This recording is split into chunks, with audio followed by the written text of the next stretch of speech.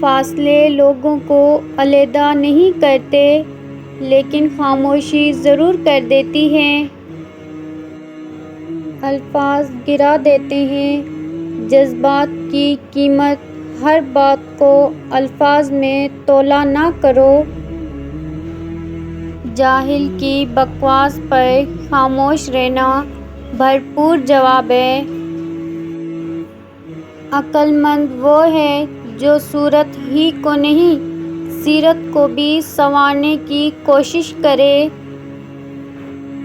خیالات کی آمدنی کم ہو تو لفظوں کی فضول خرچی نہیں کرنی چاہیے۔ جتنی ذہانت کسی کی بات کا جواب دینے کے لیے ضروری ہے، اس سے کہیں زیادہ ذہانت اس کی بات کو سمجھنے کے لیے ضروری ہے۔ آپ ساری دنیا کو اچھے نہیں لگ سکتے، جنہیں آپ برے لگتے ہیں ان کے لیے ایک شاعر ہے کہ جنہیں ہم زہر لگتے ہیں وہ ہمیں کھا کے مر جائیں۔ جب کوئی عورت تمہارے سامنے رو پڑے تو تمہاری مردانگی کا تقاضا یہ ہے کہ اس بات کو وہیں ختم کر دو۔ ہر کامیاب شخص کے پیچھے نفرت کرنے والوں کی ایک لمبی قطار ہوتی ہے۔ سچ بات کہاں بولتے ہیں لوگ یہاں پر، ہر کسی کی بات میں آیا نہیں کرتے۔ وقت کے ساتھ سب ختم ہو جاتا ہے سوائے اذیتوں اور یادوں کے۔ اور پھر جب انسان اللہ کی دائروں کو توڑ کر خاک کے پتلے کے پیچھے بھاگتا ہے تو اللہ اسے تھکا دیتا ہے۔ آپ کا ظاہر جیسا بھی ہو، آپ کے اندر کا انسان معنی رکھتا ہے۔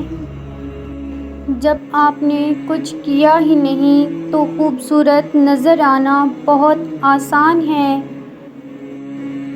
وہ راستہ ہو محبت کا یا سیاحت کا، تھکانے والا سفر واپسی کا ہوتا ہے۔ جو انسان آپ سے دل سے بات کرتا ہے اس سے کبھی بھی دماغ سے بات نہ کریں۔ حج کرنے پر نام کے ساتھ حاجی تو لکھتے ہو، حرام کھانے پر حرامی کیوں نہیں لکھتے؟ جو چیزیں ہمیں سب سے زیادہ عزیز ہوتی ہیں وہی سب سے زیادہ تکلیف دیتی ہیں۔ کسی سے اتنا ہی ملو جتنا وہ ملنا چاہتا ہے۔